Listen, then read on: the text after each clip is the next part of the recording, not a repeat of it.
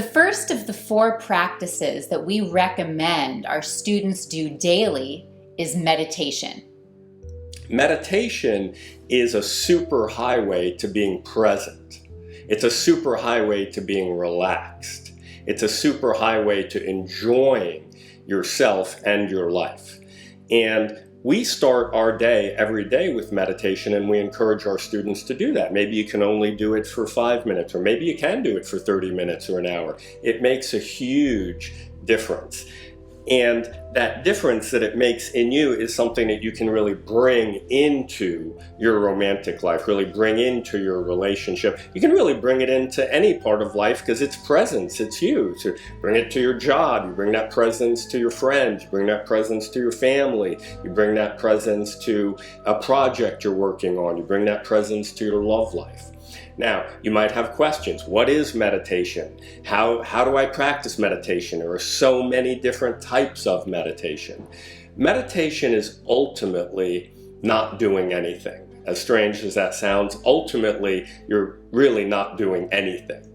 But concentration is required because we're kind of always doing something, at least in our head. People are more distracted nowadays than they've ever been. So not doing anything is kind of difficult, actually. So we train you in concentrating, being concentrated.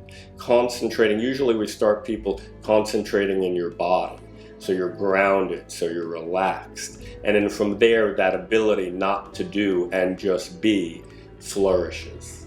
And one of the places that meditation made a huge difference for me was in our love life. I found myself really being present in my relationship because I could be present with myself. When I started meditating, the biggest thing that I noticed was what was right in front of me. The beauty of life, the amazingness of the people in my life, of Erwan, of our son, of the people that we support. Meditation brought me into the present and now, and getting to actually see and experience the amazingness right in front of me. It makes you a better everything. It makes you a better lover. It makes you a better friend. It makes you a better cook. It makes you a better parent. Meditation really is a secret elixir. That's the reason it's the first of the 4 practices that we recommend our students do daily. The second practice that Erwan and I recommend to all of our students is called psychological inquiry. So what psychological inquiry is exploring in the moment your experience, what you're feeling in your body, what you're thinking, what you're feeling emotionally. So often we kind of rush through our lives and we rush through our relationships and we act in certain ways and we don't even realize until afterwards what was actually going on at the deepest levels. So psychological inquiry is a practice where you stop and you feel and you notice and give space to all of the complexity that goes on inside us as human beings. And this brings clarity to your relationship life, not to mention other parts of your life, when you really get to feel what's actually going on for you.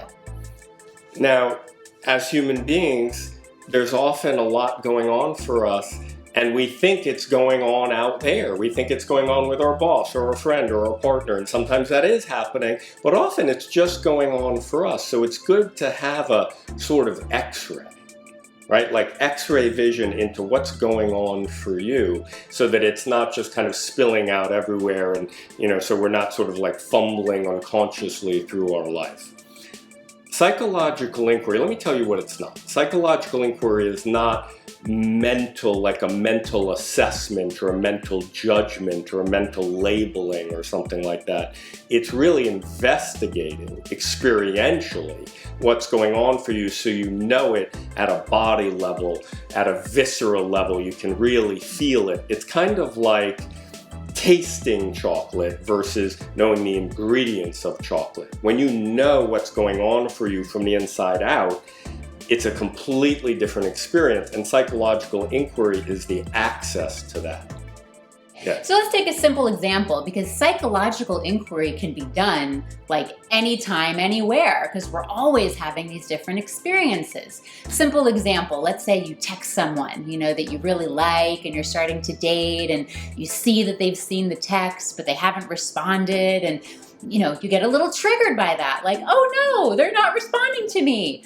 That's a good moment to inquire, do psychological inquiry, like, oh wow, yeah, I feel this little ouch. I wanted them to respond right away. And as I feel into my body, I feel like kind of warm and sort of like fluttery. And I actually feel how much I really like this person. I wasn't even sure I liked them, but then now just this trigger of them not texting me back, and I feel into it. I really like them. I think I'm going to text him again and just tell them how much I like him. Right? Or if you're somebody who over-texts, like, wow, like, I'm not going to unconsciously Right. text, whatever, however it goes for you. It right? allows you to be more deliberate, certainly in your romantic relationships, instead of acting out of unconscious triggers. Psychological inquiry is like X-ray vision into what's going on for you. It's a priceless practice that we recommend our students do daily. And you can do it in a lot of different forms. You could do it journal writing. You could do it with somebody else. You could do it artistically. It really just is that immediate in the now investigation of what's going on for you psychologically. The third of the 4 practices that we recommend our students do daily is body practice. And body practice is more important nowadays than it has ever been. People are more in their heads and more distracted now than ever in human history. So what does body practice do for you?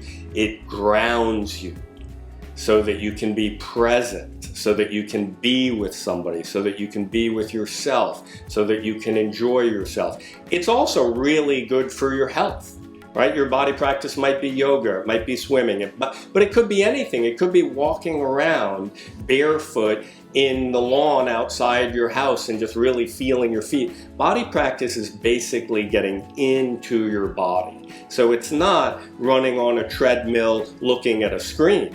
It would be running on a treadmill, really feeling your body, really getting grounded, really getting undistracted so that you're actually there. That increases your sensitivity, increases your enjoyment of life, increases your sensual and sexual potential, because you're there grounded physical, not in that kind of abstract mental, not really there kind of state that's very easy to fall into nowadays.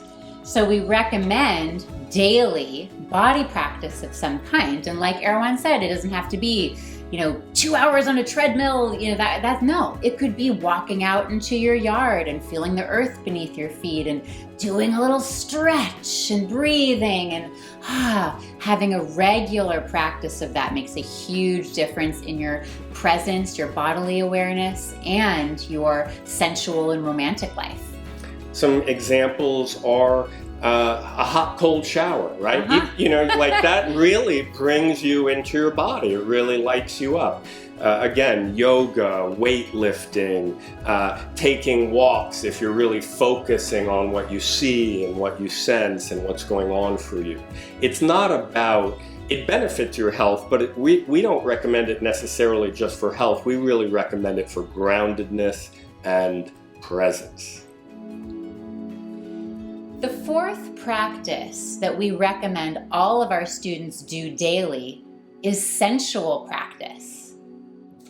Sensual practice has a very wide range. So anything that really gets you into your body and in touch with your senses. It could be painting a painting or enjoying looking at a painting or setting your space up with yummy smells and yummy chocolate to taste and light music. It could be some touching practices. We have a set of different touching practices that we train people in that range from being very nurturing and hand on heart, hand on abdomen, all the way to a more sexual practice. One of our specialties, a technique called extended orgasm, which is a clitoral stroking technique that's more sexual, so it can range. We've found that on a daily basis, exploring your own sensual self does wonders for your romantic life, whether you're in a relationship or not. You're more turned on. You're more likely to attract somebody to you or even be attracted to other people. You're more likely to flirt with your spouse. You know, if like you hadn't really engaged in sensual practice, you might be thinking about the groceries and the laundry all day. But if you've done a little sensual practice, you're like, oh yeah, the reason we're together really is that attraction.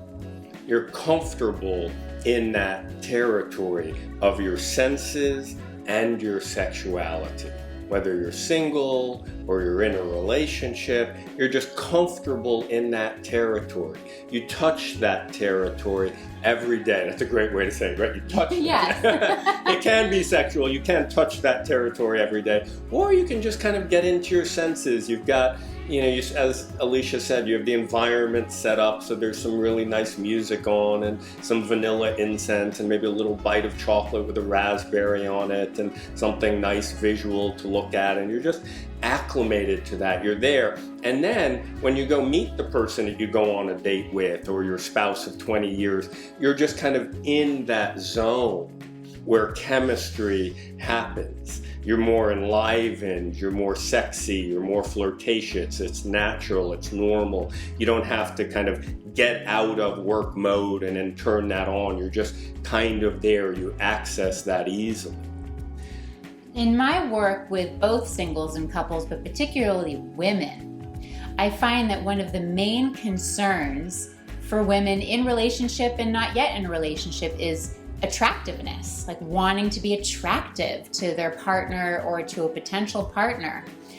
And I studied this and wrote my master's thesis on this very topic when I was in graduate school. The source of a woman's attractiveness. What is it? Because we know that there's a lot of messages about what makes us attractive, right? The whole beauty industry and everything. And what I found in my research is that in addition to being present and being here and being who you are, inhabiting your sensual self and having a really powerful relationship to your sensuality gives you that attractiveness, and actually, better said, it brings your attractiveness out, that already attractive force. Because of sensual and sexual practice, our turn on, our love life, our sex is better now than it's ever been. And we're multiple decades into our relationship. We're parents, we have a family. It's really possible for everybody, and it's possible for you.